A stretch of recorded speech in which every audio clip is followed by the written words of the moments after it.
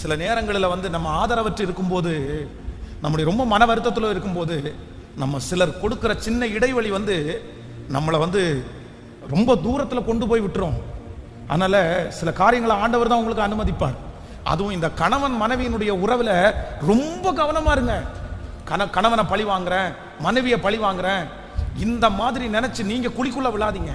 இன்னொன்னு சொல்றது, என் மனைவி புரிஞ்சுக்கல அப்படின்றதுக்காக, என் மனைவிக்கு அது தெரியல, என் கணவனாருக்கு அது தெரியல அப்படின்னு சொல்லி நீங்க அவங்க பேர்ல குற்றம் சாட்டலான்னு நினைக்கிறீங்க. நீதான் காரணம், நீதான் காரணம் அப்படின்னு சொல்லலான்னு நினைக்கிறீங்க.